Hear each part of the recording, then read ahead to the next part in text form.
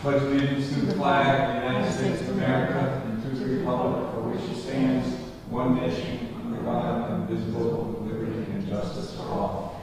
Good evening, everyone. We are a short board tonight, so we're going to move along. We have open time for the public. Mr. Glinner, you get it.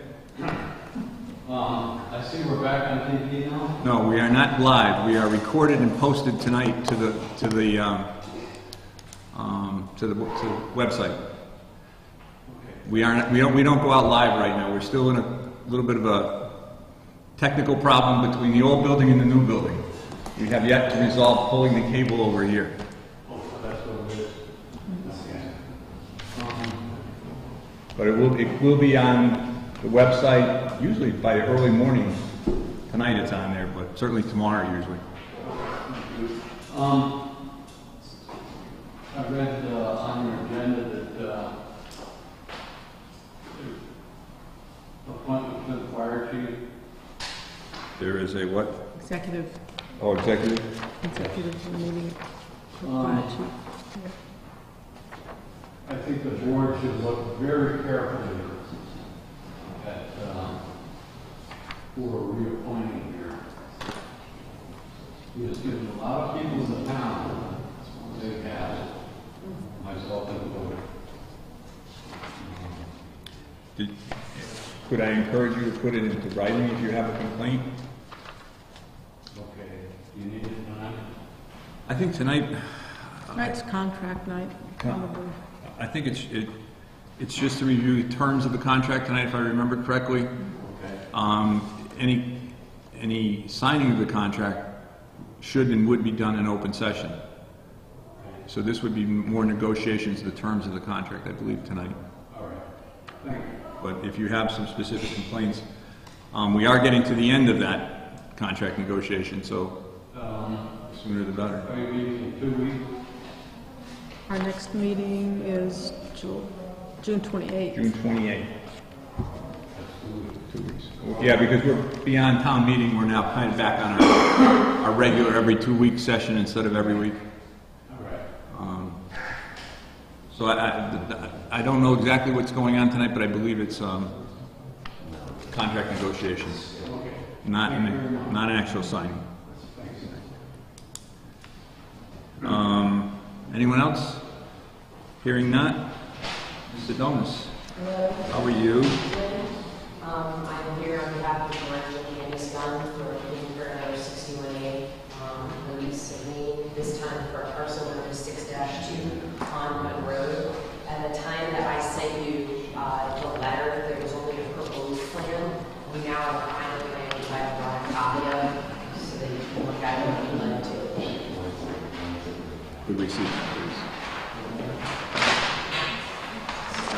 This lot right here, 6-2. And that whole thing was at one point in time in If 61A. the whole thing was, as we sold lots, they were now starting on one road. There's lot 3 is the only one still on Pleasant Street that I believe is still in chapter. It's now been divided into 3A and 3B. Oh, Those are still in chapter. 61. And then the middle piece obviously was remaining. The person who purchased that is using it for agricultural purposes. So the middle's remaining. Parcel A, Yes, the big piece the is parcel. So what you're asking us tonight is on 6-2. to. Okay, here, this lot here to be released.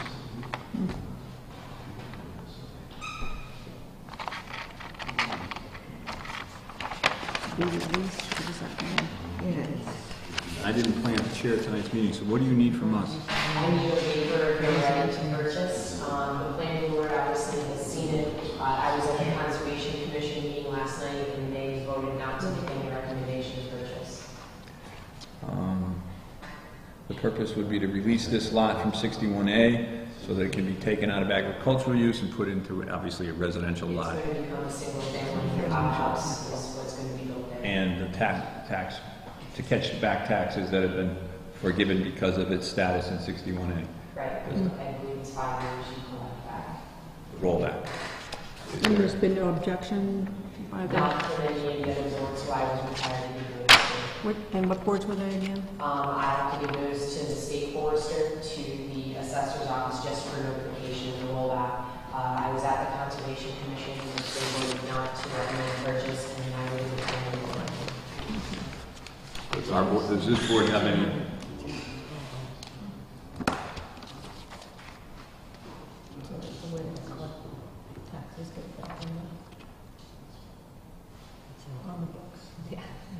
Does this board have any wish to take any action? What do you think, the three of us should just go ahead and make a motion? I would assume there's a purchase and sale pending on this. There is, you have a copy, because I'm required by the statute to give you a copy of the purchase and sale agreement. The purchase price is $120 for the lot. So right now, Where was it? On the other side? Yep. so at this point in time, we're the bump in the road. Without our release, you can't go forward. We're waiting on the action of the selectmen. I would entertain a motion from the board to release the lot from 61A. You second it? That's not, that I would, Oh, you're gonna, are you? I'm asking for a motion, or whatever you choose to do, but we gotta get going. Okay, I'll make a motion to release the lot from Is there a second? jurisdiction. Yes. Second. Favor? Do you need a specific signature by us? Normally, I get email copies, so I just need to take that action. We released 61A on the gun property. Okay, Oh, here it is here. Do I have it in the original signatures? there should be one in the original signatures folder, yes. I'm not organized tonight. I wasn't planning on this. Okay, here it is. So that's a copy. That's a copy, okay.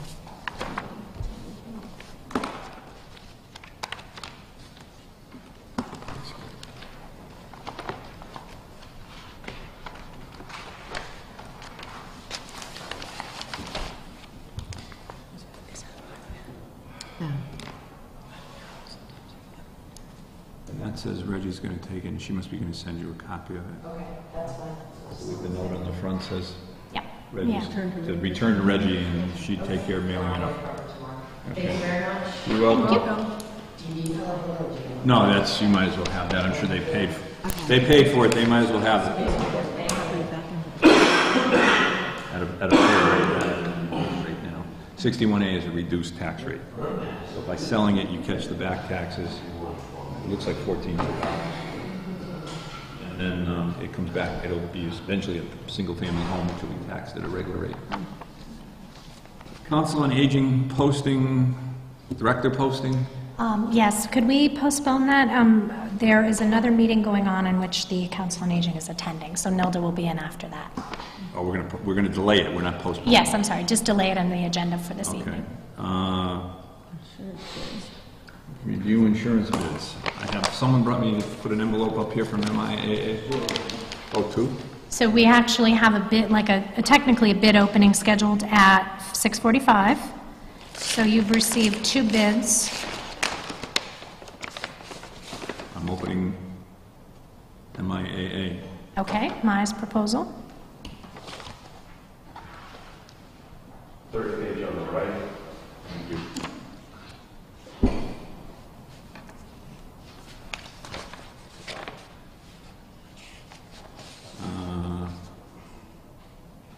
How about second page on the right, no? It's yours, Mick. Where's yours? Where's your cost? Do you have your cost in there, Mick? Oh, did you put something in front of it? Help. Help. Screwing things up here. Help.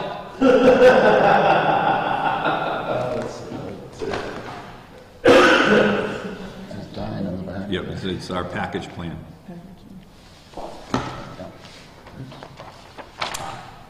That one's just the executive summary. And the total pool contribution and ancillary coverage premiums are $94,653 from Maya. Thank you. And 363? 94,653. 650. 94, comma, 653, period. That's fine. And we have another bid from Joseph Insurance Agency, West Barnstable, Massachusetts. And they used a lot tougher envelope.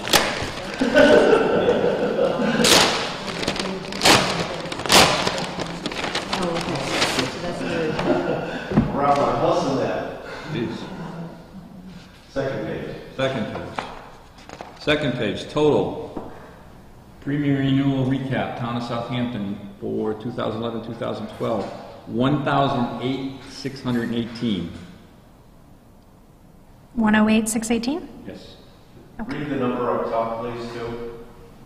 Property inland, marine hull, Yes. 94,949. And the second number listed individually down below. Police and fire accident, Yes. 13,669. Yes. Thank you. Thank you.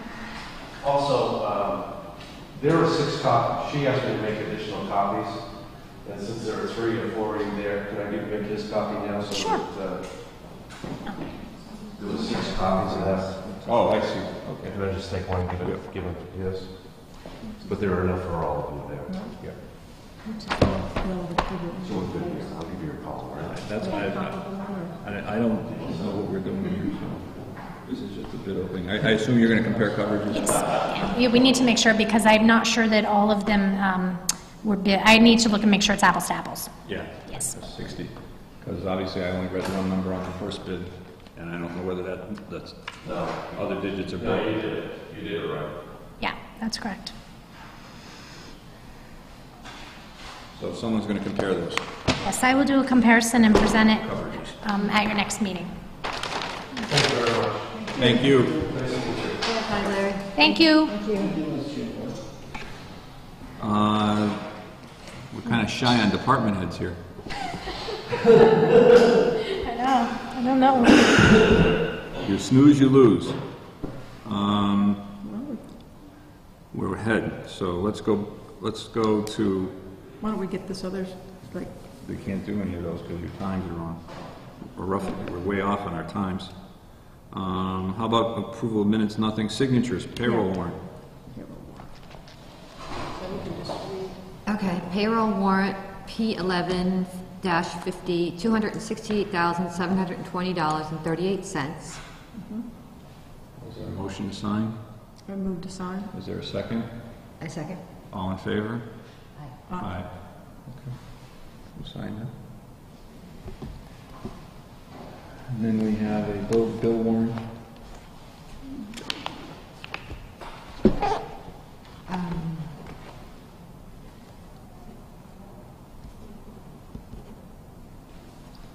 Done. That's, I need to sign that. Oh, so sorry. I have enough Sorry. signatures on. actually, somebody turned in and signed it or something. Oh, we got enough. Okay, bill warrant -11-11-51, $146,601.10. Is there a motion to sign? I move to sign? Is there a second? Second. All in favor? Aye. Aye. Well, I know we've signed the payroll warrant. Oh, technical problems. We're just removing the unused microphone so that it reduces the echo. On the payroll warrant, whatever happened with Chrissy's? Chrissy's, we have received an opinion from town council, which I will forward to you, which states that our policy manual does not, well, there's a couple reasons. First of all, because it's an elected position and not appointed, it's actually covered under Mass General Law, and it's not, unless you appropriate paid time off benefits, you're just appropriating the annual salary. So we haven't appropriated for paid time off benefits. The second thing in the policy is that it says that you must have You must be working on July 1st too. So she's been paid at this point for her FY11 remaining balance, although now we're finding out that really doesn't apply to elected officials, but that has been paid. There's an unclaimed amount right now, or she's claiming an amount for FY12. So in addition to the fact that we don't normally pay paid time off benefits to elected officials, there's a second layer of that, in that our policy says that you actually don't receive the time until July 1st. So you have to be working on July 1st to receive the time. So that's the second layer. I will send that to you, and probably if you would like to have a letter drafted and sent to her, we can do that. So. But that was sort of the plan. I actually wanted to, the Personnel Board's meeting, and it kind of originated with the Personnel Board, so I talked to Ed, and I was going to give a copy to the Personnel Board, Mike, for you guys to review it, just to make sure that you agree with that interpretation. So. So did this go not in her favor? Right. It basically said that we don't, it's not allowable for elected officials to have paid time off, because it's not budgeted, basically. We only budget for their salary. But what we did find out is that our policy manual for paid time off does not apply to elected officials. So effective July 1st, we will not be recording elected officials' paid time off or keeping track of it. They will not be accruing time. They're elected officials, and they get a salary, and they work what they work. Yeah. So moving forward, I've already discussed it with the treasurer, and we'll make accommodations so that happens. PCS and PRS, we got nothing this time. Actually, excuse me, Ed just gave me this. This was David Kielson's. You've already signed it as a board, but you actually are also the department head requesting it. So he just asked if the chairman could also sign under the department head category. Does that mean Jess should sign it, or? No, it's fine. I think Mike can sign it. It's fine. They've already approved it as a board, but now it's got to go to finance and personnel. Acting chair. We have some, moving on, we have some one-day licenses requests. We have a license from John Cummings for a one-day beer and wine permit at Conant Park on Saturday the 25th, 12 a.m. to dusk. I'm assuming that all the other documents are filed with the... Yes, yeah. So they're not coming to us until the hold harmless is... Yeah, everything should be attached in the packet. The hold harmless agreement, the check, and their application should all be included in there. I want to take them apart because it looks like... Yeah, they're all in packets. They've all been prepared. I have one for John Cummings. I have a... But then right away I have another permit, so I don't know what... I got 3 permits.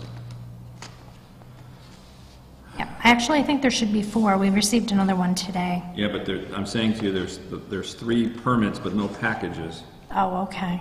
So it's hard to... And that doesn't even go with that. That's a re-precinct. Is that one below? I don't know. That's the 4th one, but I don't have packages there. Here, this... That doesn't go there.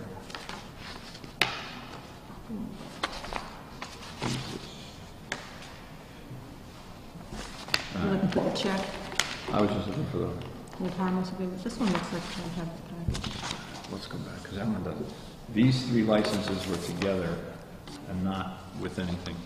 So skipping the other one, I have a, going back, or skipping that one I just read, we have a license request from a Marie J. Carrier-Manley, 7 Whispering Meadow Lane, Southampton, a one-day beer and wine permit for Conant Park, June 19th, noon to dusk, alcohol not to be served before noon. Don't have the park until noon, so doesn't matter. Noon to dusk. And this one has the license application, permit for Conant Park, and the hold harmless.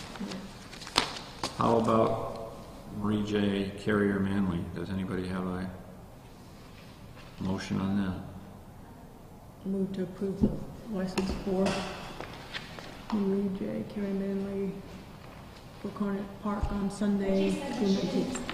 the check secured, but she did put the check number on there, and she said she has all the backup. That's fine, as long as somebody has the packages. Okay, all right. All right, so we got a motion on this one. Marie J. Carrier Manley, is there a second? All in favor? Aye. These are all set. Then I'll come back to Mr. Cummings, or whatever his name was. Coming back to Mr. John Cummings, 45 Crooked Ledge Road. He has a request for a one-day beer and wine permit for Saturday, June 25th, 12 to dusk. Is there a motion on that? I'll move to approve the license. John Cummings, one-day beer and wine permit on June 25th. Is there a second? Second. All in favor? Aye. I have a one-day permit. Must be graduation season or something. Graduation or weddings or whatever. Yes, a couple graduations and weddings. One-day beer and wine permit for Conant Park, Saturday, August 6th, 12 to dusk, by a George Szymborski, 10 Golden Circle, Southampton. I move to approve the license for one-day beer and wine permit, Saturday, August 6th, 2011, 12 a.m. to dusk. Second? Second. All in favor? Aye. I have a one-day beer and wine permit for Christine Laprade, 2 Schoenfeld Lane, Southampton. One-day beer and wine permit for Conant Park, June 18th, 10 a.m. to dusk. What's the regulations on serving alcohol in the park? All those say noon to dusk. This one says 10 a.m. to dusk. I think in the past, I think on Sunday you wanted it noon. On Saturday, we have started as early as 10, I believe, 10 or 11. Well, it's to, they would bring it, yes. But I know on Sundays you wanted it to be noon. Sunday I know it's noon. Yeah. This is Saturday. This is Saturday, if the date is correct, 10 a.m. to dusk. I move to approve the one-day beer and wine permit at Conant Park on Saturday, June 18th, 10 to dusk. Is there a second? Second. All in favor? Aye. Aye.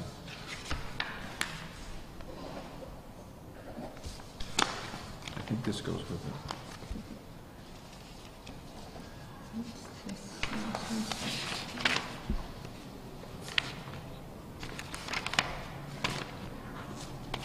This is a couple of them. Yeah, those are the packages I think they're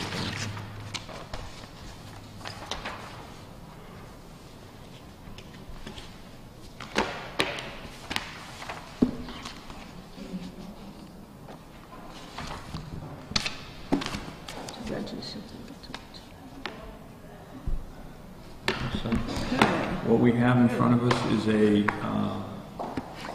certification to the Commonwealth of Massachusetts Secretary of the Commonwealth Local Elections District Review Commission. We took a vote on this once before that we are big enough now to have 2 precincts, but we decided to stick with a 1 precinct for voting purposes. So we voted originally on 111, but we need to sign the document. Can I have a motion to sign? Move to sign a document stating that we will remain 1 precinct. Second? Second. All in favor? Aye.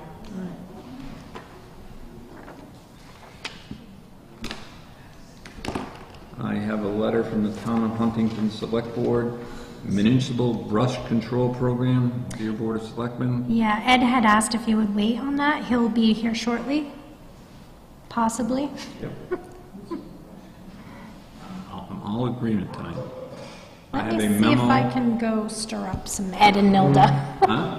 I'll see if I can get Ed. Oh wait, we got other stuff to do. Give them time. Okay, all right. There's a ton of signatures here. Okay, carry on. I Sorry. got from Laurel Foley, PVPC, Board of Select, find and close an town owner agreement that needs to be signed and returned to me.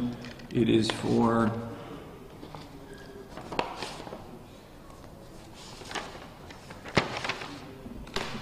Mr. Raymond and Doris Osden, 46 New State Road, Montgomery. This is for up to $35,000 on the grant applications that PVPC is running in home improvement. Right, this is our housing rehab grant. Right, I said home improvement, but I meant rehab. Housing rehab, close enough.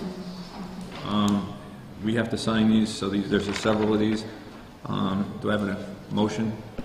Move to sign the housing agreement. Is there a second? Second. All in favor? Aye. We've already voted on this one. No, we voted on other ones. There's a whole bunch of them.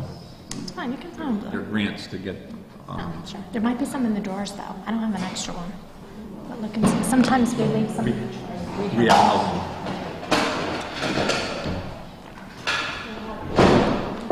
They only require one signature. Well, wait, does it require two signatures? Is there a second signature line? This one has two signature lines. That one only had one, right? Is there another I don't see another arrow. sticker? This one had two. That's it. Okay. Oh, because they get two different applications here.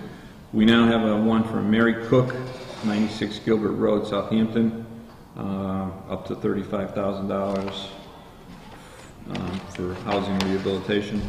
Do I have a move to sign? Move to sign. Is there a second? Second. All in favor? And then I have one, there's a bunch of these. People are taking advantage of this program. I have one from Marjorie Strikars for 39 Bloomer Road, Southampton. Do I have a motion? Move to sign. Is there a second? All in favor? Aye. Only one signature. Yeah, there's just one line. Then I have one for Joel B. Dixon and Philip Dixon, 2 Sodom Street, Granville, for up to $10,000. Do I have a motion to sign? Move to sign. Is there a second? Second. All in favor? Aye. This one needs to be notarized. This one needs to be notarized. You want to see if Eileen's in there? Ruth's here. Is Ruth a notary? Yep. Okay. Ruth's a notary, I This believe. one needs a notary on it.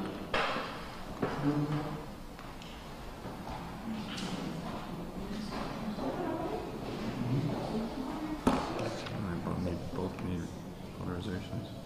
No, this just needs a signature. We did this one, right? Joel B. somebody? Yeah, Joel B. Dickinson. Joel B. Dickinson, so that's just whatever reason it takes.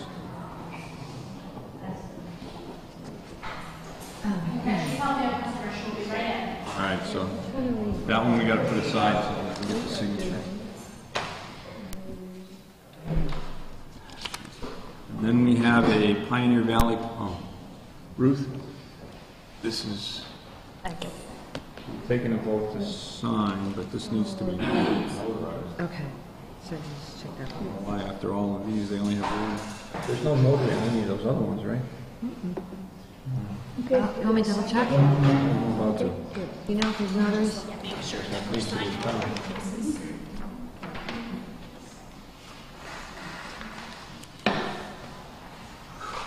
Where it says sign, right?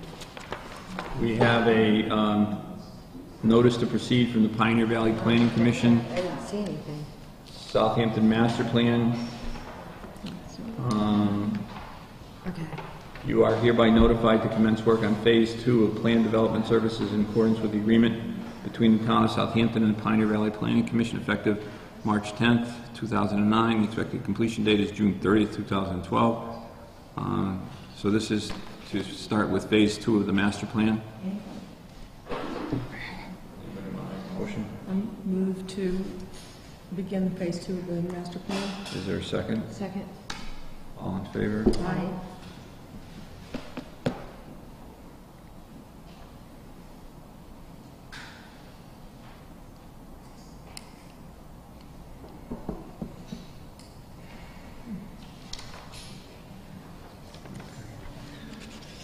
And we have,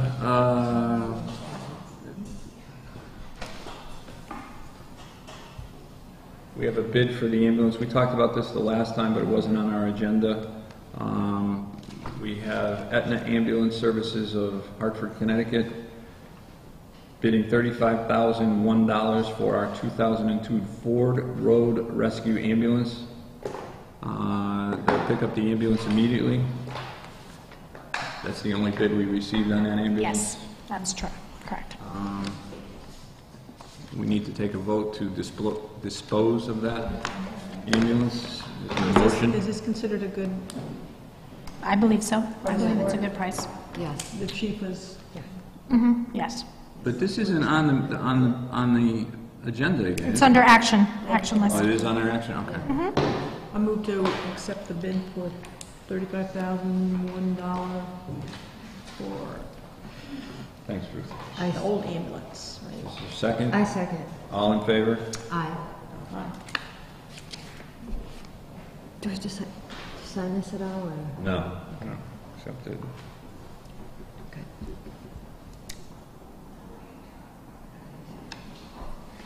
That's good. What's that? Moving along. Municipal brush control program?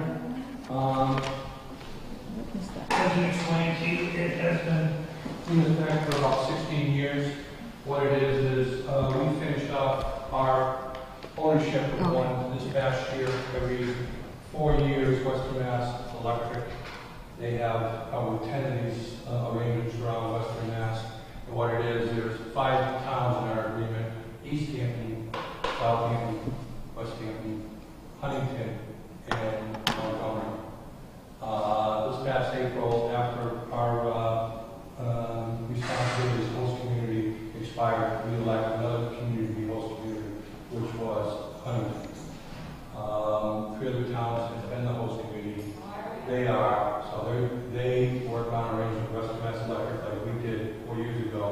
Western Mass pays an annual fee to them to cover the lease. Okay, the lease of the machine. After the machine is leased for 4 years, they own the machine and we pick another host community. And this will start again, or we'll have a meeting. It's been a very good program. They buy a $70,000 machine. After 4 years, we own it. You see that big giant big right around with arm on it. That's our machine now. But we're not obligated to let the towns use it. It's ours after the 4-year lease. It's a good program. It works very well for Western Mass. Cuts down a lot of maintenance. But at the same time, we still cut both sides of the road, and they're helping pay for it. We're in the use task to have. Okay. So I recommend to Sign on to the municipal brush control program. Yes. All right, and I have a document here to sign on, and this is an agreement between WEMCO and the towns of, as Ed said,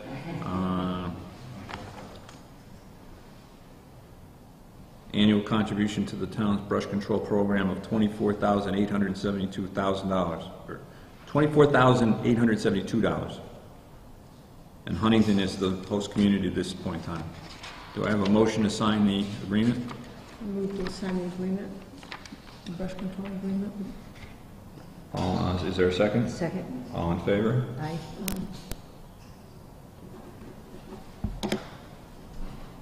Like, also part of that, I think each host town pays $350 a year into a maintenance fund to make sure this machine is always kept up. Oh, good. So we have a machine now, now Huntington's going to get a machine, and so many years from now, we'll No, the point is, we'll still have the machine. You got the one you We own. get ours for 1 month. The new one comes to us for 1 month, but we keep ours all the time. Yeah, you keep the one that's, And, they don't care what we do with it after the fact. The point is, it gives us the new machine in the program all the time, but we keep our own. right, and so theoretically, 4 years, 5 pounds, 20 years from now, you'll get a new machine. Yes, it works. Works, okay. Only your signature? Only my signature looks like. That takes care of all the signature lines. Okay, done? Excuse me, Mike, do you need anything else given? Well, it's a department head meeting. If you don't have anything, we don't have anything. We're all running out of money. Yeah. Yikes. When I learn to walk on water, we'll be all right. Yeah. I pray. We did the ambulance, so this is... Oh, wait a minute, we got another? We selling something else? No, that's the same. I think that's just the folder. That's just all the information, that, what we did. We did a public notice, and I think she just gave you the That's information. annual, so that Yeah. goes into that folder. Thank you. So Nelda's here now for her Council on Aging. Regular. Okay. I'm here because at our last board meeting, the Council on Aging discussed the job posting as the executive director resigned in May, and we had a temporary person. And we decided that it would be the right time for us to be looking at having that position split into two. Having an executive director and an assistant. And that's based on the executive director. Those positions are very similar, with the exception that the executive director would have the decision-making responsibilities, would be responsible for the budgets, would have contact with the state grants, and really be the point person in communicating with the board. And they would both have oversight of the van administration. Right now, we transferred that van responsibility to one of the drivers because it was just too much for one person who's working 13 hours. And we also discovered that in 11 years, the board had a very reliable executive director who was always there, was on top of things, and the board never had the experience of having choppy services and support by an individual. The board doesn't have members that can jump in, can take over and come in and man the office and answer a lot of the questions. So we thought that having two people that would be an offset of support, if one was out, there'd be always someone in the office. This has nothing, has no impact on the budget.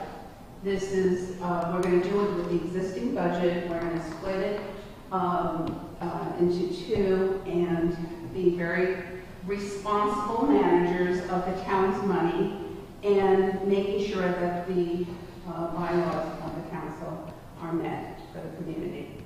I went to the Personnel Policies Board last week, and they need to score those two positions. And they told me to come to you because it is a new position, even though it has no additional funding. And that's why we're here, to get your endorsement on proceeding with us going to the personnel policies, having it scored, and being able to proceed on posting this job, because we'd like to have somebody in place sooner rather than later. And that's my So it's in, invitation. Two part-time positions to make one, so you'll split the budget. Yeah, Right. I like that idea. good morning. Good morning. Please excuse me for a minute. I have to go to the secretary. Somebody who's going on with that. They said you weren't coming. Every time, right. I would miss this. I just went to the Board of Health meeting in regard to the senior center, and now I gotta go to the building reuse. Oh, all right, so we're here. We're covered. So you need our approval We're covered. We're to covered. take it to the personnel The to score guidelines it. about jobs is coming to the Board of Selectmen before going, and it's new, it's a new line item on the budget. And I think also, just if I can add, that that there was a hiring freeze. So at some point you had said we're not going to create any new positions or hire. So I think that was what the personnel board, that's what Ed had said to me, as the personnel board had wanted to make sure you understood, you were comfortable with this. Well, I guess the point of this is we can always approve the two positions so long as there is no negative effect on the budget. So if you're going to do it with the money you have, then I don't really have a problem. What are you going to do if you can't find two people? Well, that's the magic. We have to find two people that are complementary to each other, and really, but even finding one person has to be the right person. And so I think that we've lived through what we didn't have, and at this point, the board needs to feel that they have the coverage, that at any given time, if someone calls in sick or takes a day, that they're going to have somebody at that office. Well, hypothetically, what happens if you want 2 people, you can't find 2 people, but you find one who wants both positions? What do we have to do?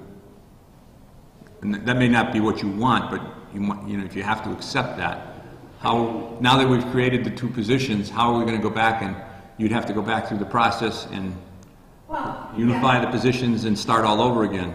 We recently advertised for volunteers for our program, for volunteer coordinator, and we got an overwhelming response so there seems to be, within the salary range or the grade range, an increase. People looking for little pockets of. So we think we have it's good timing to do this. If it doesn't work, we could always go back, but Looks like it's going to we be. have to try. Okay.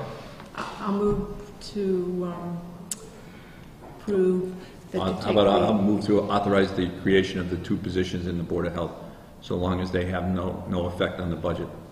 Comes on Aging. Council on Aging. Council, what did I say? Board of Health, we just thought. You came. He whispered Board of Health and you said Board of Health. Power suggestion. Okay, the Council on Aging. Second. We don't No, make the motion. I'll move to authorize that the Council on Aging splits the 2 positions, executive and what we call Assistant. and assistant, and takes that to the Personnel Board.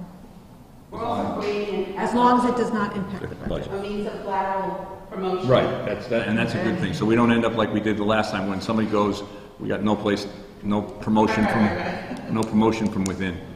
So move second. Second. All in favor? Aye. Done. Thank you very much. You're welcome, ladies. Sweet.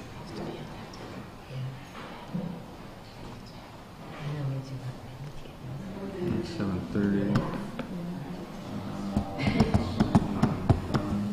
Okay, so, We just asked the inspection. We're still early for regionalization and inspection.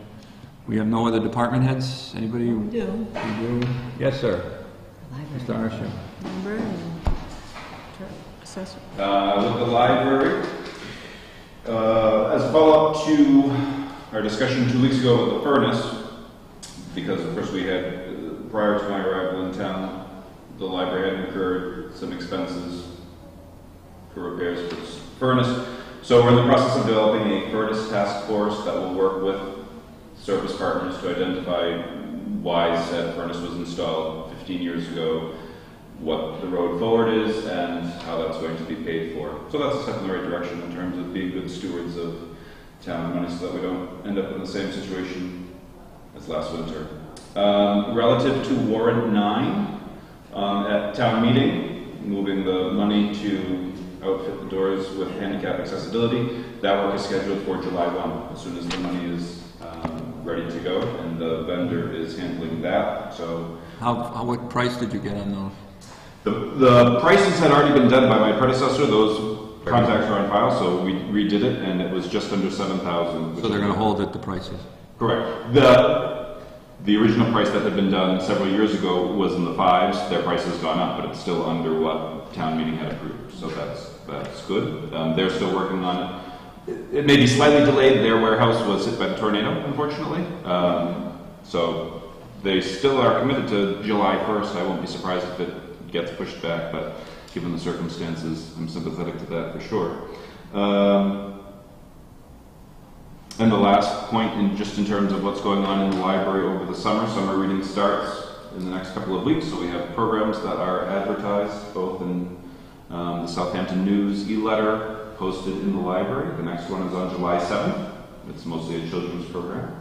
And we're spending much of the summer really focusing on the collection. One of the concerns I heard when I came was that the stacks were too full and books couldn't fit and we were out of room. It's actually not the case.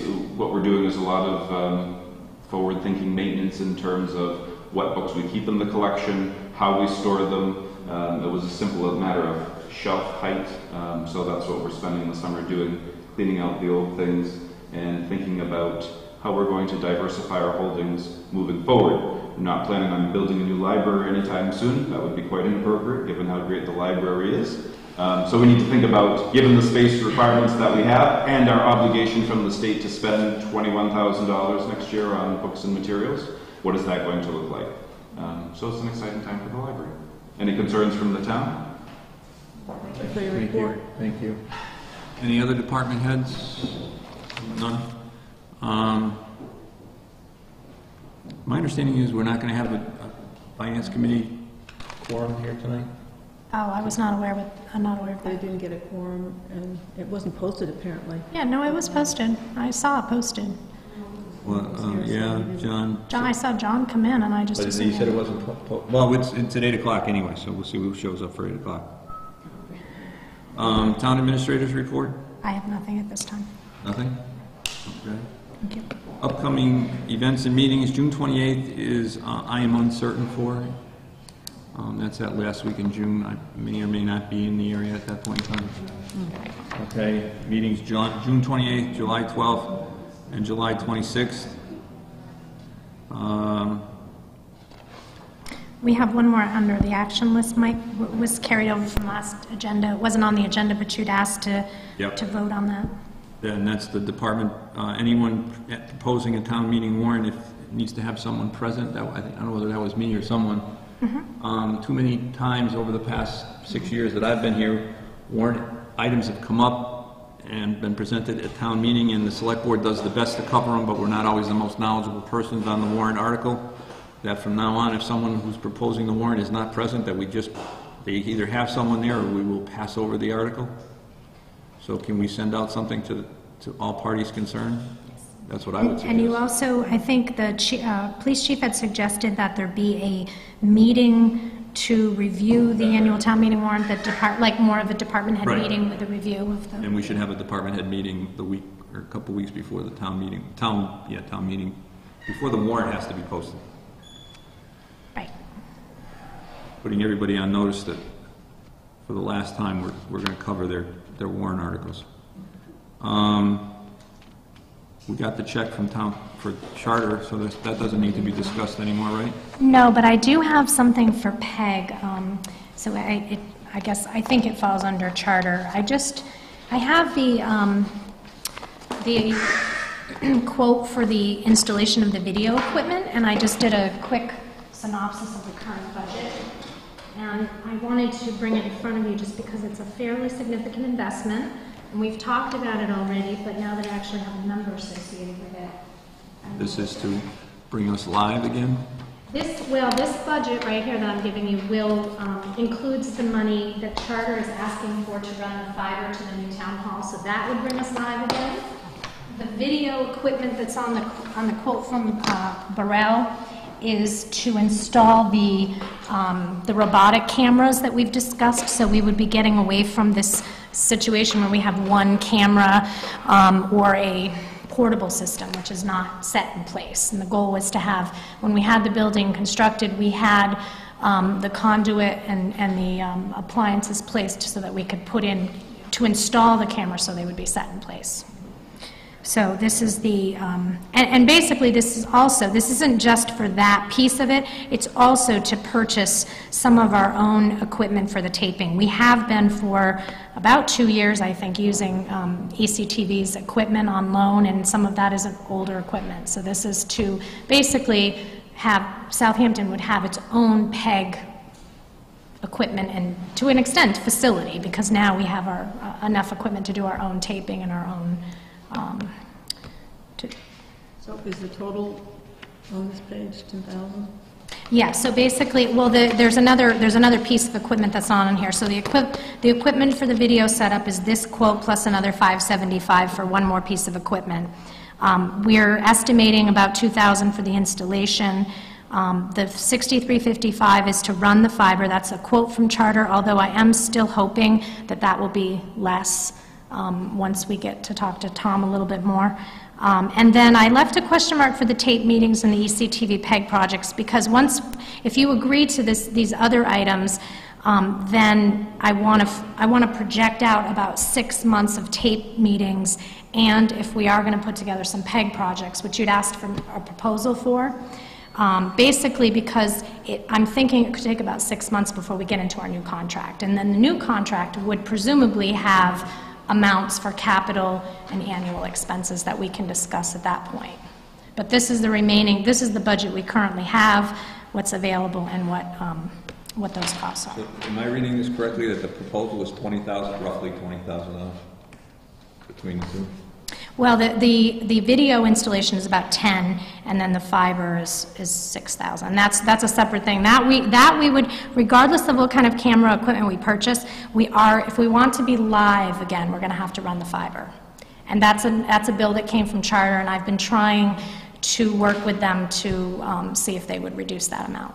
Because it's about, I've been told by Tom Cohen, it's about $1,000 in material and the rest is in labor. It's a very labor-intensive process to splice the fiber and bring it to the building. I'm confused, because there's an $8,000 total on the equipment piece, and then a $10,000 balance on...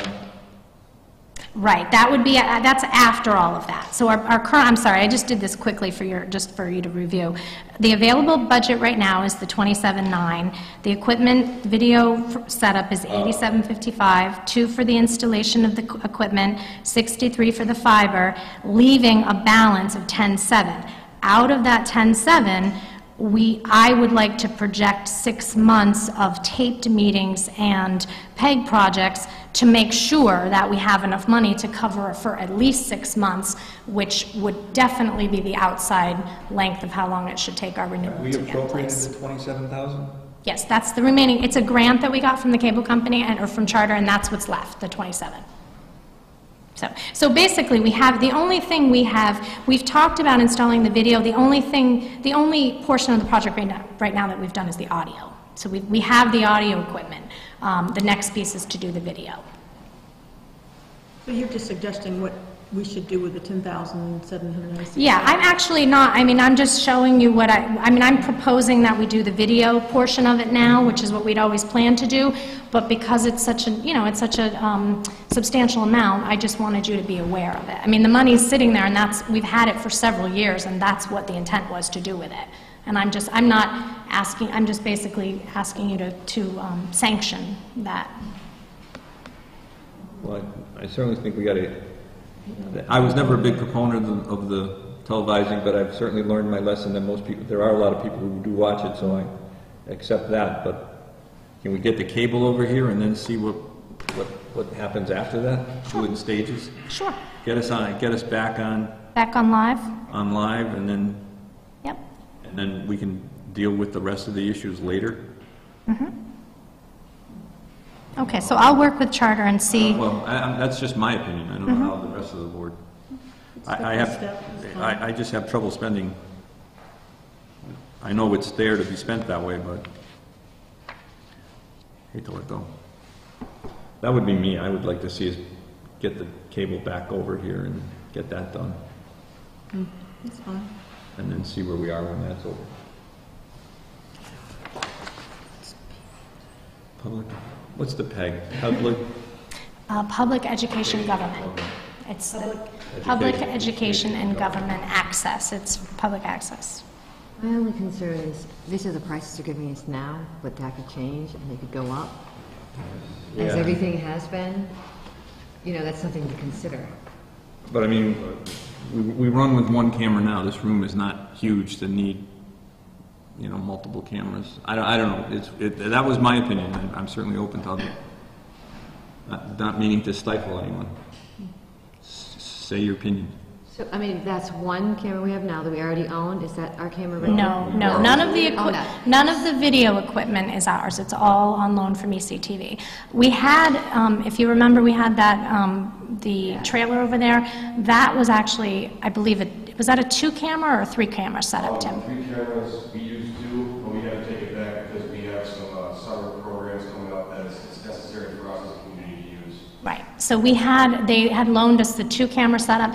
The one camera setup means there's a lot of this kind of motion. So when you're watching it on television, it's not smooth. The 2 cameras a little more, and our goal is to have 3 cameras. So there's not a lot of panning. It's more, you know, So they three flip from camera to camera. 3 cameras are 87.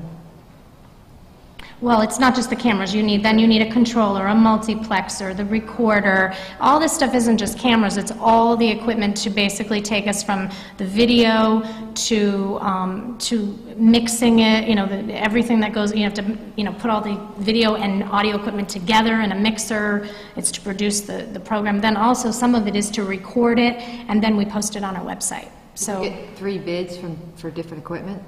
yes, we did. Yeah. By law, you have to, right? And yes, and this is the lowest one. And in fact, some of the equipment, we've already purchased about $1,700 of this equipment because, again, we needed the equipment to use Another way now. to spend the money. So, yeah, you can't spend the money in any other way No, I know. besides pay. And it's been here for how long, City? Well, since I've been here, so 4 years. We intentionally waited to move into this building. Like 2 years ago, we started talking about creating more PEG programming and buying cameras. But if you remember, we waited so we could have them installed in the room and not have to have, you know, set up and break down every time we're Don't meeting. forget, that's not free money. That's charged on your bill. Our cable mills? Yes. That $30,000 is not free money. Right now, you're seeing a franchise fee on your bill, I think, of about 46 Yeah, cents. it's a misnomer when it says it's a grant. 46 cents a month. It's charged on your cable bill. Yeah. Yeah, she's saying 46 cents a month. Right, but it's on your cable bill. Right. 46 cents a A month. month, on your cable bill. I can That you've been, handle that. that you've been Yeah, paying for I can handle that. umpteen 9 years, but, Right, well, I mean, they're I mean, going that to get is, it's a mistake to say it's a grant, and it's a mistake to say it's their money they're giving us. It's your money that you've been charged for that they're giving you to spend. But it's a service we're providing, so they know what we're up to here. Well, yeah, I mean, you get that with one camera, but that's just me, I'm cheap. And it's been sitting there for 4 years and ready to go. I mean, I'm not gonna- Yeah, I mean, we've had it for a while, but again, I don't want anybody to think it's not, it's a tax. okay, it's a tax. It's a tax. It's a reasonable tax. Right. 46 It's a cents? service fee, which is also like a tax. It's a fee to watch us, which I find, Well, may not make, I which mean, may make it worth less than I think it's worth. yeah, I mean, the other idea, I mean, the reason that we're going to start talking about PEG more, not just in this round, but for our new contract, but because we have had interest in public television. So, I mean, people wanting to see programming. So they've wanted to see educational activities at the school, they've wanted to see sporting events. So that's the objective is to, if we're going to continue to ask Charter for this money and pass it along to the subscribers, the objective is to expand the programming. And this is sort of the first step in doing that. We'd like to have other meetings taped in this room, which would also, you know, if we had robotic cameras, we'd have this room set up so that other boards and committees could be televised as well. I mean, I agree the first step is to getting the live feedback. I agree with Mike on that. What's the board's pleasure? Well, I would like to make a motion to go forward with the whole project. Start working on those public education projects, and we've got the funds. So I'd like to make a motion to begin that. I second that motion. There's a motion and a second. All in favor? Aye. Aye. No.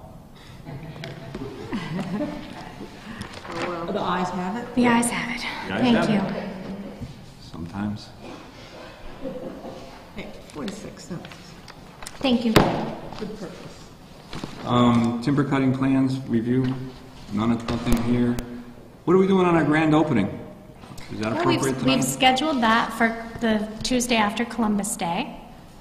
And as you voted previously. Yes, I think that was my idea. So I have notified the representatives to mark their calendars, although I have sort of said that it's possible it could be sooner, but that's the date we're scheduled now, so I don't know if it's possible to be sooner, but a lot of people have asked why it's so far Did we not away. send out things to the Boy Scouts, Cub Scouts, and all of the civic organizations to try and generate some interest that we're going to have this, and if they'd like to have some program here of their own, or serve refreshments, or coordinate through somebody to get as many people involved as possible? Sure. I mean, whether There's SYA been- has signups that night, or the library has some sort of program here that night, whatever. So coordinate some activities. Yeah, Boy Scouts, I mean, we've essentially kicked the Boy Scouts out of here. Maybe they'd like to come back again. Well, I was going to mention that we've had several requests from civic groups, from non-town groups, to use the building. And I've told them that we are in the process of, trying to finish off some of the last remaining pieces of the building, and then you will be looking at a building use policy, and then those folks will have a chance to apply to use the building through the Board of Selectmen. So I'd say in the next month or so, we should really develop a building use policy and start talking about allowing that to happen. And Doug, what are you doing? I gotta ask Diana a question. Is that in the Building Reuse Committee meeting? Did we pay that? No, but they never sent me, they sent me one, and then they sent me a revised, and then they never followed up. Okay. Dennis thought it might just go away, but... You're welcome. All right, so that's more on, but before we do that, building use open to the public, we've got to have a custodian and someone who's going to maintain. Right. We got to be, Right. which is what's holding us up more than anything, right? Right. The other thing that we're doing is we have we're working with the school to schedule the custodians to come in and complete the waxing of our floors, not the senior center area, but all of the rest of the floor. So we're scheduling that probably once school gets out, the end of June or early July. So that's another thing that we'd like to have, take place before we start. We need to do that before we can even come up with a maintenance plan for the floors. What's the status on the senior center? My understanding is that, well, they're having a meeting right now, so there's a requisition that's been presented. Dennis came through the building today, and there's still some outstanding issues in regards to some doors. They have a list, so they're basically, I think the recommendation from the architect and the project manager is that we pay, we basically hold back the entire last punch list amount, and that we pay the rest of the requisition. And the board's meeting right now, and we'll What's the vote on it status on the tonight. roof? I believe that they found out that to do the water test was going to be $2,300 or $3,000, and the committee's going to discuss whether they want to proceed with that tonight. Diana, what about the kitchen? Well, we had a meeting with the Board of Health at 6 o'clock tonight, and we are working with them to develop a variance so that we can run the kitchen at a level that will maintain the public health and safety of the users, that will also preserve the septic system, but will allow them to have some functions. But it is going to be a fairly lightly used kitchen, is the terms I heard tonight. So they're planning, right now they're only planning to do one meal a month, and there will be parameters and limitations on what that can include. How about the high shelving? There's no, right now, no funding to change the structure, and I've gone over that list that Nilda had presented. I have spoke with the architect about whether those were code issues, whether they were ADA issues. So some of them I've gone over with her, and she understands why those things are the way they are. And then some of them we are going to try to address in terms of, like, if the Board of Health is looking for a hand washing sink. There's some things we're going to try to address with, hopefully, project money. But all that's sort of yet to be determined. Were they more satisfied now? I believe that the meeting tonight, my understanding, the Board of Health meeting went well, and that they left with an understanding that they will be able to run some functions that they'd like to run. What about the floor? They were talking about if it was wet and it slipped, did they Yep. have anything? We talked about putting mats down, so we Okay. can put mats down, and there are mats you can use that are accessible, that will allow wheelchairs to access it. Where are we? 7:30, so I can come back to Paul, Regionalization and Inspection Department. Paul Tacey. Yes. Yeah. Gentlemen. How are you? Good evening. How are you? Good evening. I vaguely seem to remember that some of you were here one time earlier, a couple of years ago. About 7 years ago in the old, no, I'm sorry, in 2007, in the old building. In the old building, we talked about this. New faces. We talked about this then. What can you gentlemen tell us, sir? Mr. Chairman, would it be helpful for you, I'm Todd Ford, by the way, the new Executive Director of the Hampshire Council of Governments, and would it be helpful for you if I gave a very brief 5-minute overview of what the council's been up to in the last 5 or 6 months since I was brought on board? Certainly. Great. And then I'll turn it over to Paul, and he'll be able to talk a little bit more about the Regional Building Inspection Program.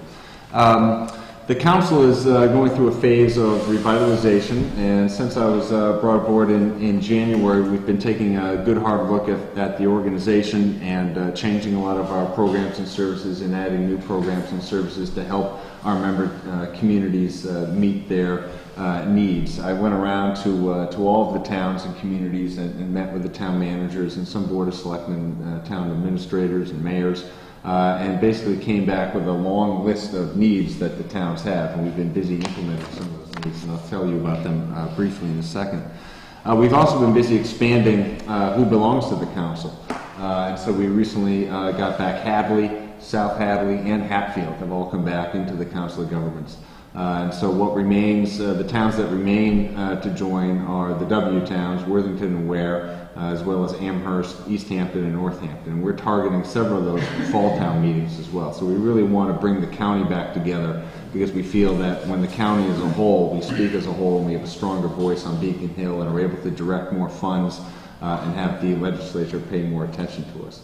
I'm also working very hard with our legislative delegation. I've been meeting with all of the delegation and been forming strong ties with them, and they have a really strong desire to have the towns attempt to speak with one voice as much as possible and have all of our various thoughts and opinions basically funnel through the Council of Governments and then go out to the delegation, much as the Franklin Council of Governments operates. And so we're attempting to shift our model to operate a little bit more like that. In terms of our programs and services, Hampshire Power, our electricity arm, is expanding greatly. We're going through the process of municipal aggregation, bringing wholesale electricity savings to residences and commercial entities throughout our member towns and those participating in the aggregation. And we're also getting heavily involved in alternative energies.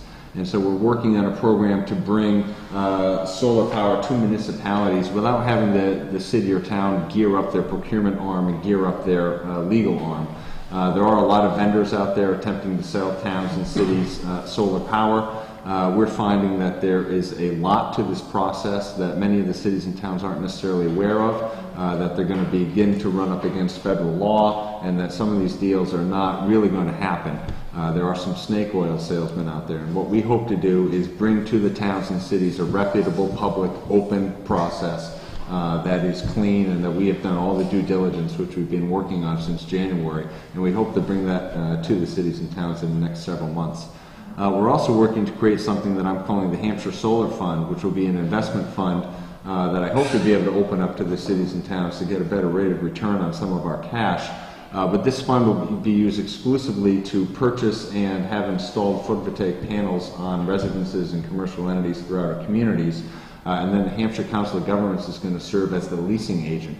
Right now that's done by groups like Sunrun, which are out of California, and other groups that aren't necessarily keeping the money in state. We hope to be the leasing agent, the local leasing agent of choice, keep all of the money within the community, reinvest it in the community as a government entity should. We also are going to be getting into what's called solar renewable energy credit aggregation. So for every photovoltaic panel that's installed on a roof, a SREC, solar renewable energy credit, is created, and that's sold on an open market here in Massachusetts.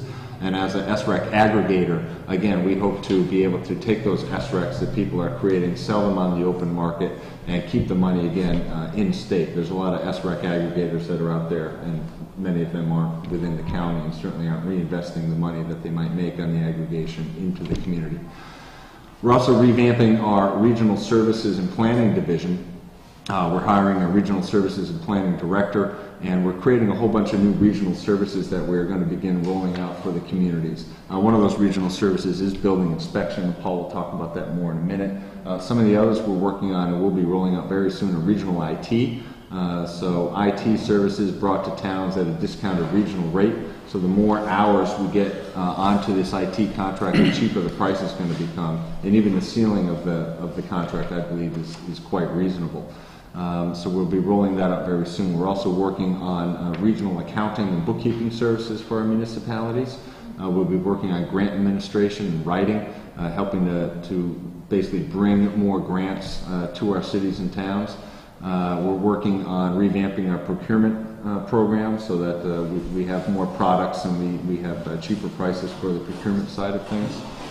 We also have our grants, the Retired Senior and Volunteer Program. One of the things that we're working with municipalities on that is that that program matches up retired people over 55 with volunteer opportunities. One of the things we've seen is that there are a lot of board vacancies in our communities, and that there might be, some of those volunteers might be hesitant to enter into public service for whatever reason. So we hope to have a training program and then match up those over 55 volunteers with the appropriate board seats that might be available in the cities and towns. We're also working, this is the last thing, on a regional health district policy called the District Incentive Grant, which was awarded basically to us in the city of Northampton. They're the fiscal agent. And we're working on looking at possibilities of a regional health district of some shape, color, or size. There's no one-size-fits-all type of solution that we're looking at. It's very open. We've been trying to work with all the member towns on that regional health incentive grant process. We've been pretty busy, and I'd be glad to answer any of your questions in general on the COG before I turn it over to Paul, who'll talk a little bit more about our regional inspection program. I just was curious about the last thing you talked about, the regional health. Yeah, it was called the grant that came down from the federal government through the state called the District Incentive Grant. And in Massachusetts, we have the most number of Board of Healths per land and people anywhere. Basically, every town has one, almost. And this grant process was designed to say, is there a way to look to begin to coordinate some of our health activities on a more regional level? And so a consultant was hired.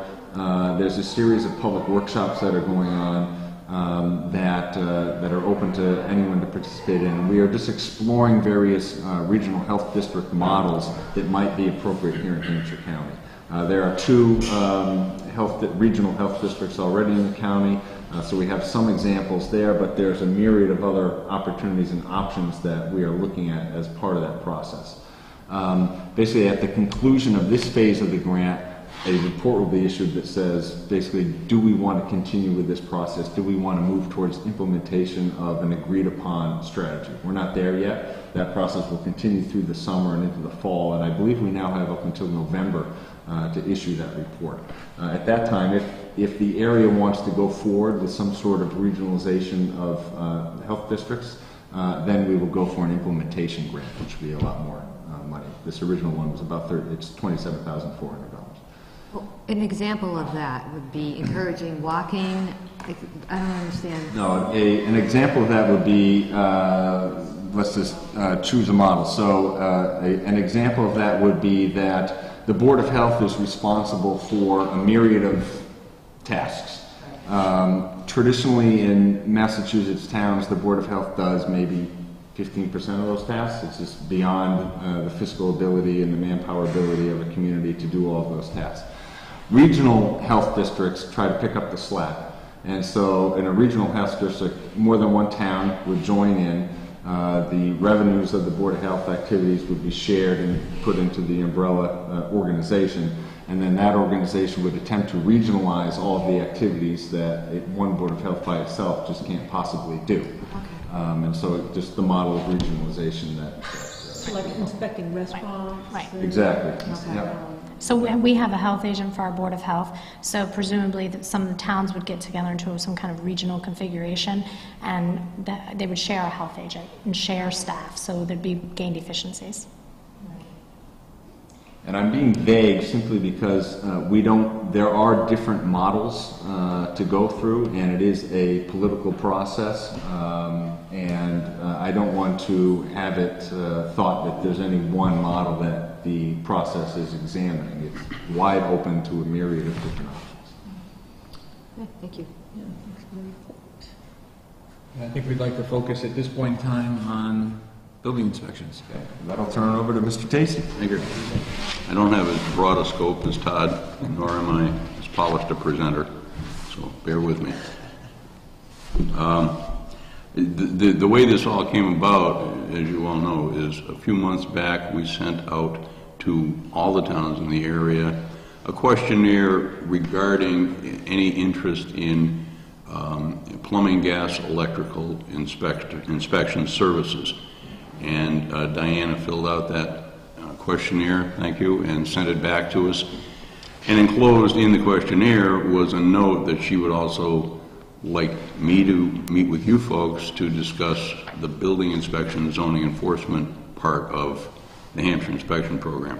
The plumbing, gas, electrical inspection services had not yet rolled out. We are still getting interest from other towns. I'm meeting with another town next week regarding that, and we certainly will keep you posted if and when we're able to offer those services. I think it's going to happen in the near future, so stay tuned on that. Regarding my program, I handle it. Well, the program was created in 1995. I'm the one and only building official that's worked for the program since that time, so 16 years in. I presently serve the towns of Chesterfield, Goshen, Huntington, and Middlefield. Over the past 16 years, I've served Williamsburg for 10 years, Plainfield for 8 years, Granby, Belchertown, Worthington, filling in or on a full-time basis. So I pretty much paid my dues and know what I'm doing. But we want to talk about cost, I guess. I think I'll certainly ask if you have any questions regarding what we do and how we do it. But relative to cost, I asked Diana if she would forward me the total cost of running the building department in the town of Southampton. And the cost that she came up with, including payroll, various expenses, travel, stipend, out-of-area travel, alternate inspector pay, and alternate inspector mileage, the total per year for Southampton is $69,275.46. And I got back to her, and she pretty much corroborated that that was pretty accurate cost, what it's costing you now. And due to the economies of scale and the regionalizing and sharing of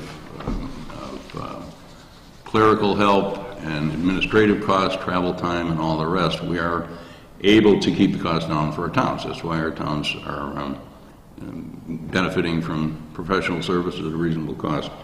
So among the present four towns, if Southampton were to join the program, the assessment to the town, and I'll explain how the assessments work in a minute, the assessment to the town of Southampton one-time payment would be $58,200, which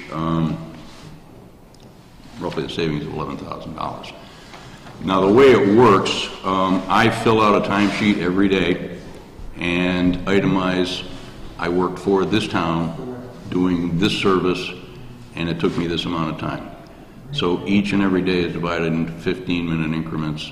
So if I work for the town of Chesterfield doing inspections for an hour and a half, the town of Chesterfield is assessed for an hour and a half's worth of time, basically the following year. So at the end of each year, I click the last button on my spreadsheet, which is my timesheet, and it tells me precisely how many hours I've worked for each town during the entire year. The assessment for each town the following fiscal year is based on the number of hours that I worked for that town the prior year, more or less. I say more or less because the way it's actually figured out is it's an average of the past 3 years. So if I work for a town for 100 hours this year, 150 hours next year, and 125 hours the following year, they're billed for the average, 125 hours. A good deal of what I do does not generate building permit fees, zoning enforcement, takes up a lot of my time, and typically there are no fees collected from the town, for the town, from that activity. My timesheet's divided between hours that generate a fee, billable hours if you will, and hours that do not generate a fee. And I try to make it clear to my appointing authorities that the billable hours, the hours that I work for inspections, plan review, issuing permits, and so on, for building permit activity, for code enforcement, that should be covered more or less by the building permit fees. And in fact, throughout, historically, that's pretty much been the case. The other section of my job, the zoning enforcement, a good deal of time, the fees are more than enough to cover a good share of that. Sometimes it's not. Sometimes it costs the town money over and above the building permit fees collected. Sometimes the building permit fees collected more than pay for, code enforcement and zoning enforcement. Now, the way we have it figured for the town of Southampton, we know that there are office hours presently here in town offices. We would keep the same office hours, same number of hours for the building inspector in town. In fact, there would be 2 building officials because the town of Southampton is large enough that it would put me beyond what I could handle between the 4 towns that I presently serve plus Southampton. So I would have an assistant building official with me. So in fact, there'd be 2 building officials working for you. And we would share duties under my control, under my oversight. So the office hours would be the same, the coverage in town would be the same. The fee schedule that you're currently operating on is very similar to mine. It's laid out a little differently, but I did calculations on various types of projects and so on, small addition, new single-family home, and so on, and the fees are about the same. So the revenues would be about the same. My gut feeling, given what I have to work with in terms of past history, in terms of hours worked, and the expenses to run the program, the cost of the town would be about $10,000 less for the first year. Going forward, as I mentioned, if more towns join the program, everyone benefits and everyone's cost goes down because of the shared administrative duties, travel time, and so on. And each town is assessed according to the actual activity from the prior year, or from the average of the past 3 prior years. That's about it in a nutshell. If you have any questions on how it works, I'm happy to help. I've got some questions to start. When I added up what it costs us to run the department, I came up with $53,000. You said 69. Mm-hmm. Am I accounting for some of it because? Can I make a copy of that for the board? That sheet right there, because that's what I looked at. Yeah. Then the next question becomes, we presently have obviously a plumbing inspector and an electrical inspector who are not salaried but are paid by the fee. Would your department take over those issues also, plumbing and electrical? That has not, it is our hope in the near future that we will be able to offer that. Presently, we don't have a plumbing, electrical, or gas inspector on the payroll, but we are certainly investigating. That was the genesis of this whole discussion, was we were considering doing that because we have had interest from other towns who would like to regionalize to get, those services. And we are in the process now of collecting data to find out whether it's worthwhile. But at the present time, no. We would keep our plumbing and electrical inspector. Correct. Now, the other question that's come up a number of times to me is if we go with the regionalization, is the zoning enforcement element. How would you do zoning enforcement? Right now we have a building inspector who theoretically goes from job to job or rides around town looking for issues. How would you perform the zoning enforcement aspect of the job? Obviously, you're not a resident of town, nor do you live nearby to be traveling the town on a regular basis. So how would you spot zoning enforcement issues? I know how you feel, and over the years, I've learned that others have felt exactly the same way. Thank you. But after having been part of the program, they found that I am in town every day, and the larger the town, the more often I'm in town. And I enforce zoning presently for 4 towns. I've enforced zoning for as many as 7 towns at any one given time. And complaints are handled expeditiously.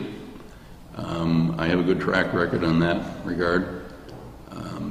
Not being a resident of town, I've heard countless times to be a detriment, and I have to say that I don't believe so. I believe it's an advantage because I am fully 100% impartial. I have no favorite town. I have no neighbors living here. My relatives don't live here. I have no favorites. And that has borne out pretty much across the board for the past 16 years to be true.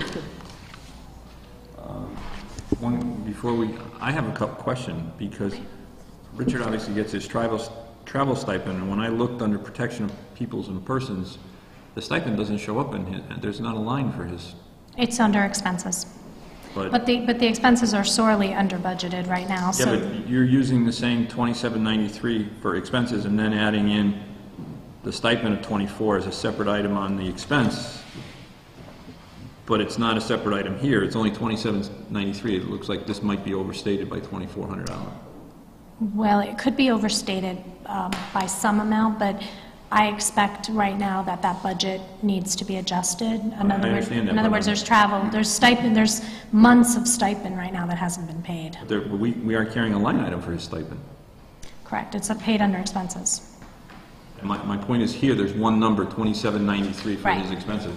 Here there's 2 numbers for his expenses, $27.93 and $2,400. That's correct. And that is the number, when you see your end of the year report, that you will be seeing is about the 58 or whatever that is. His actual, if you remember, we've had to transfer money at the end of each year, Mike, to make up for those costs. Why aren't We're not budgeting them at the beginning of the year, but. Right, but why aren't we carrying a line item for his stipend? We know what that's going to be. Right, we could do that. We could break it out in this coming year. I mean, we've always voted it under expenses. I mean, it's clearly identifiable. Mm-hmm. It's not one little item or a bunch of little items. All right, so I right now have a difference of. $27.93 or $2,400. Well, no, actually, I've got a difference of almost $15,000. I say it's $53,000. You say it's $69,000. Right. So we need to work out our numbers before we can look at you and say, what a deal you've got for us. I did the best I could to gather the information. No, that's our numbers, creative accounting. Right. Those are my questions anyway. Anybody else have any? Here's a question, because when I look at the alternate inspector pay, which obviously covers his vacation time, we would not have that if you go to a 2-man operation. Correct. You pay 1 check a year. Covers everything. Everything. So what if you're on vacation and someone needs an inspection? Someone will be covering for me, and but you it's won't not miss an a extra beat. charge to us. You won't miss a beat.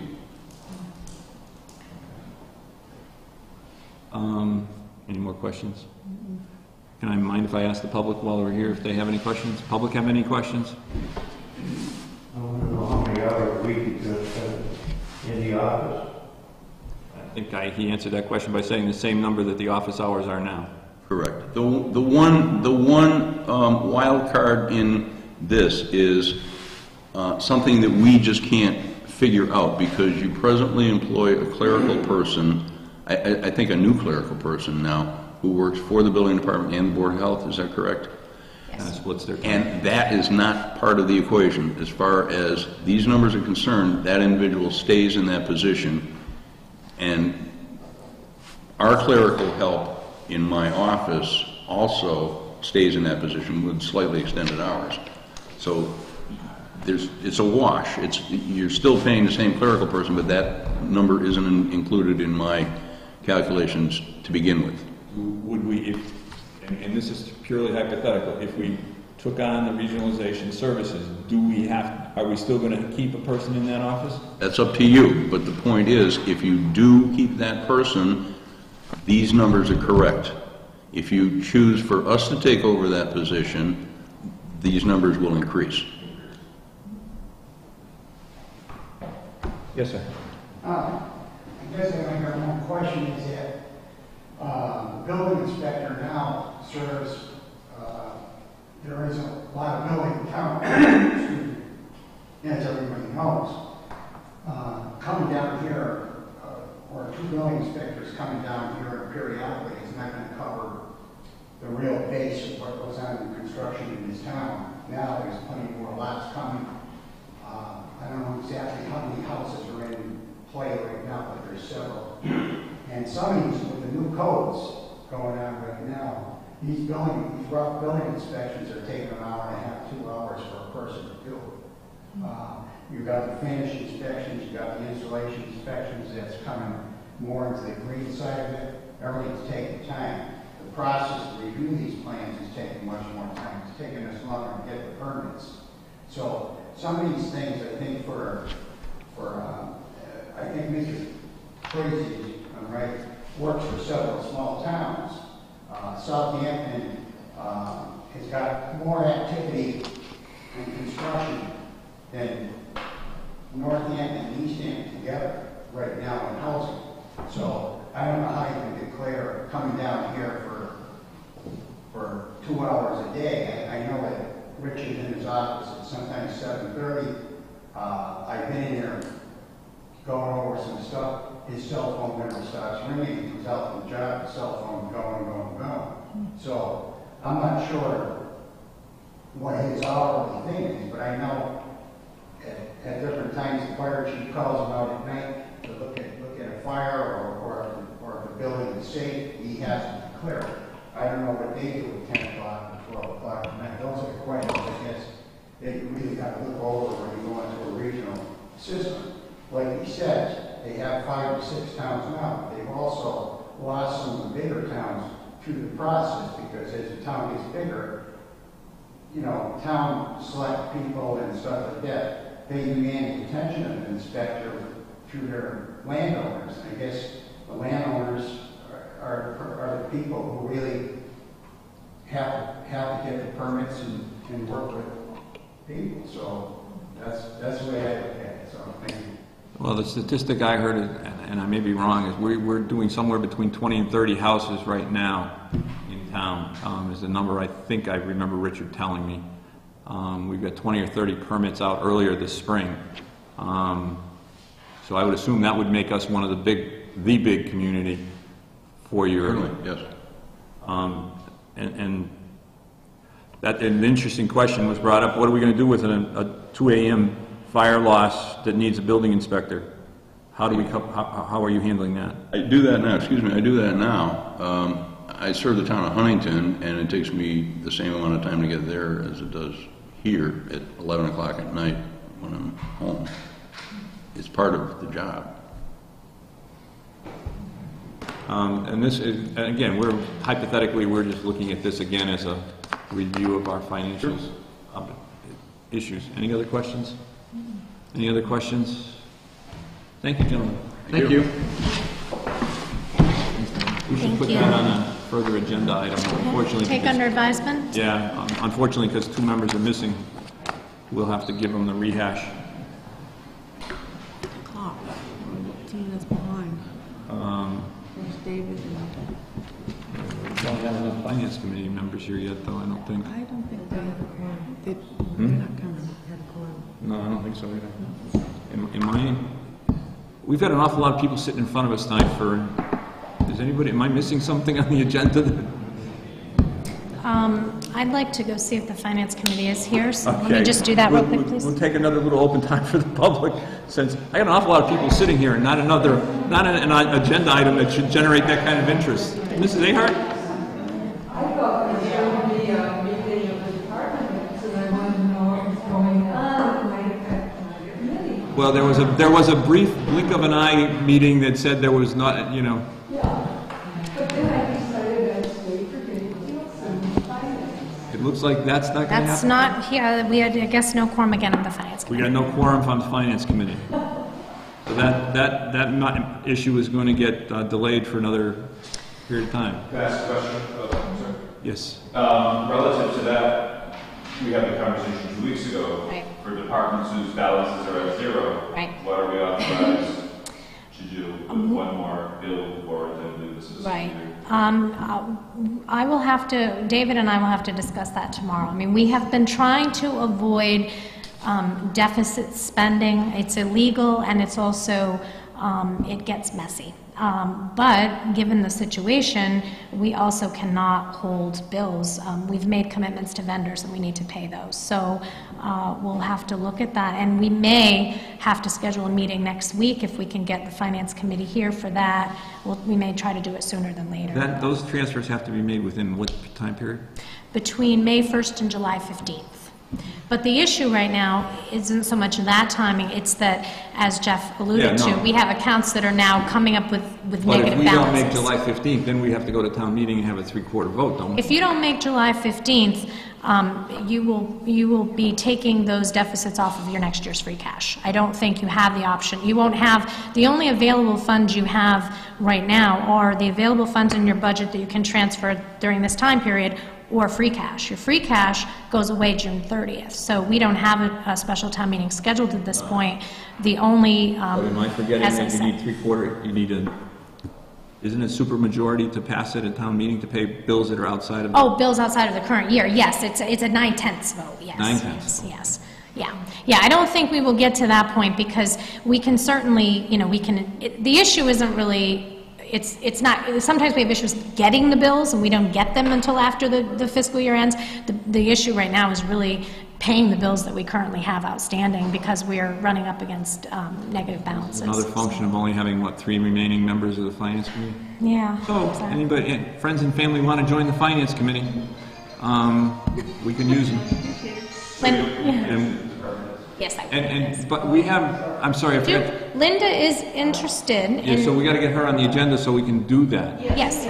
Well, she hadn't told me for sure. So now, are you sure? Yes, we've already arranged to put it on the agenda for 2 weeks.